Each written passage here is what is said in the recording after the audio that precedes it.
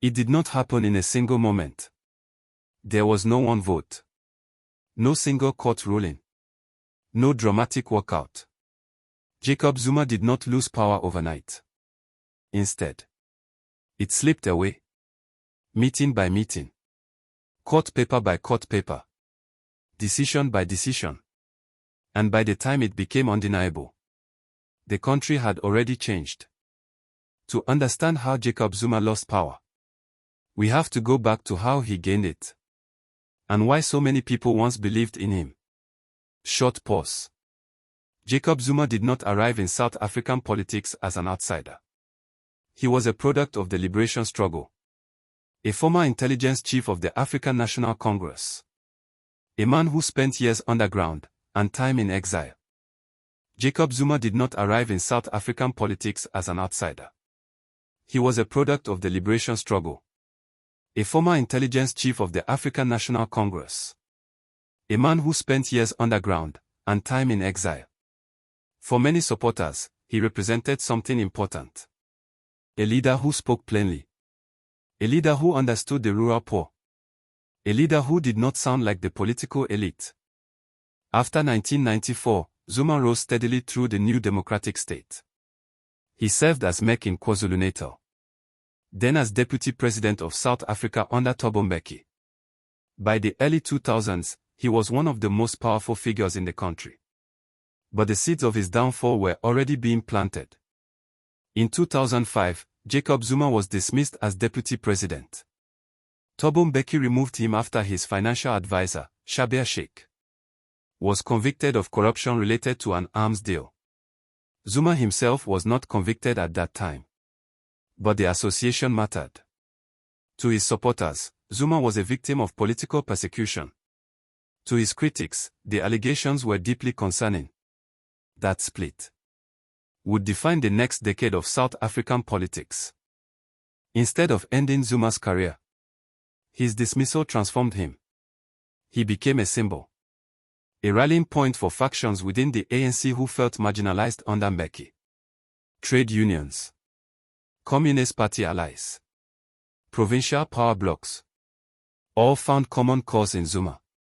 And in December 2007, at the ANC's Polokwane conference, Jacob Zuma defeated Thabo Mbeki for the presidency of the party. It was a political earthquake.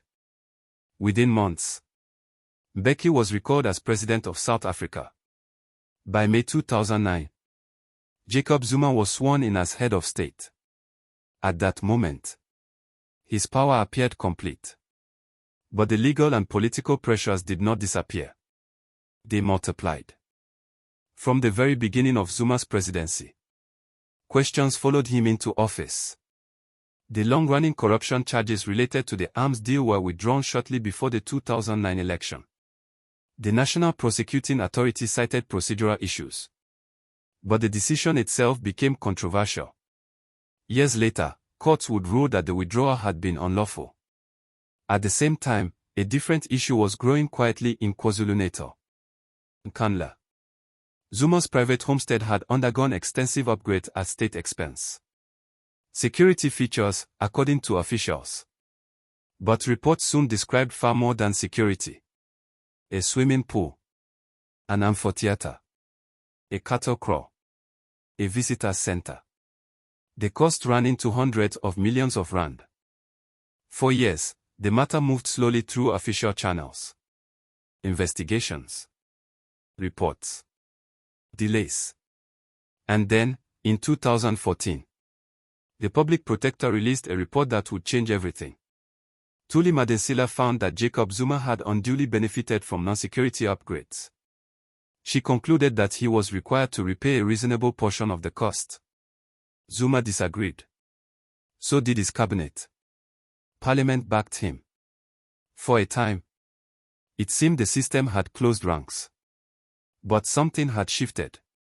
Public trust was eroding. And the courts were watching. Why Nkandla captured public attention. Another story was unfolding largely behind closed doors. State-owned enterprises. Eskom. Transnet. South African Airways. Denel.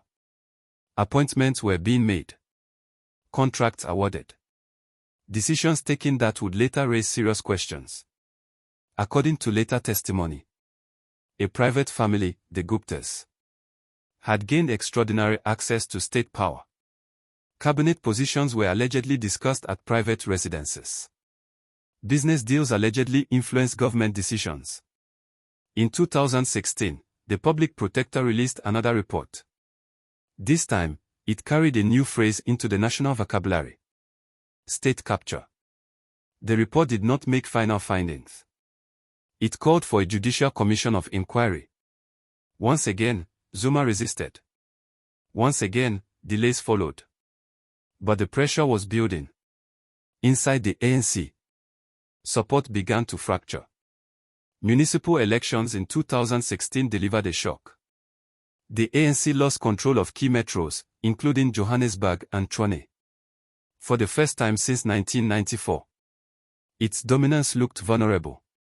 Within party structures, quiet conversations began. Could Zuma still lead the organization into the future? Or was he becoming a liability? The turning point did not come from Parliament. It came from the Constitutional Court. In March 2016, South Africa's highest court delivered a unanimous judgment. Jacob Zuma had failed to uphold the Constitution. Parliament had failed in its oversight role. The Nkandla matter was not merely political. It was constitutional. The judgment was devastating. Not because Zuma was immediately removed, but because something fundamental changed. The authority of the presidency was weakened. For the first time, a sitting president had been found to have violated the Constitution. Zuma apologized. He repaid some of the money. But the damage was done. And the story did not end there. Court challenges continued. The arms deal charges were reinstated. Judicial commissions were established. In 2018, the Zondo Commission began its work. Witness after witness described a pattern of interference, of pressure, of parallel decision-making structures. These were allegations, not convictions. But they mattered, because they reshaped public understanding of how power had been used. And they deepened divisions inside the ANC. By late 2017, the question was no longer whether Zuma would leave. It was when. At the ANC's elective conference in December, Cyril Ramaphosa narrowly defeated Nkosazana Dlamini Zuma for the party presidency. It was a razor-thin result. But it was decisive.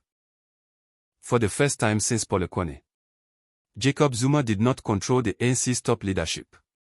The balance of power had shifted. Still, Zuma remained president of the country. And removing a sitting president is not simple.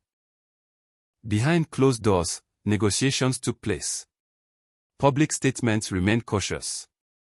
Zuma resisted calls to resign. He spoke of conspiracy, of unfair treatment. But the pressure intensified. ANC structures began formal processes to recall him. Cabinet ministers resigned.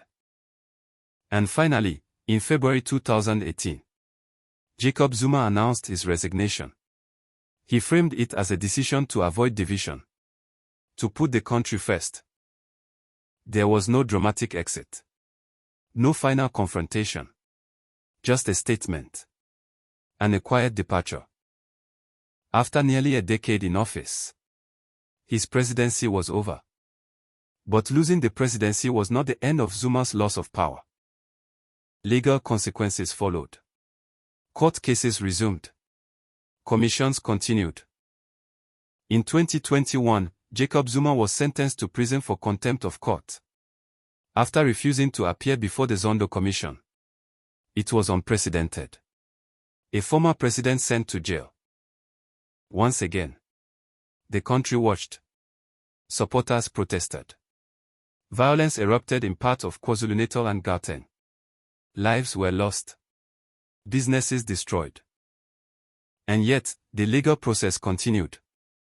Zuma was later released on medical parole. A decision that itself became the subject of legal challenge. Through it all, one pattern remained clear. The power Zuma once wielded over institutions, over parliament, over the party, was gone. He remained influential to some, popular in certain constituencies. But the machinery of the state no longer moved at his command. The courts did not defer. The ANC did not shield him completely. And South Africa had changed. So how did Jacob Zuma lose power? Not through a coup. Not through a single election defeat. But through the slow activation of institutions. Courts that asserted their authority. Watchdogs that refused to be silenced. Journalists who persisted. Citizens who questioned. And a ruling party forced to confront the cost of loyalty. Zuma's story is not simple. Nor is it singular. It raises uncomfortable questions about accountability. About factionalism. About the resilience of democratic systems under strain. For some, he remains a symbol of resistance. For others, a cautionary tale. What is clear is this. Power in South Africa is not absolute. Even at the highest office.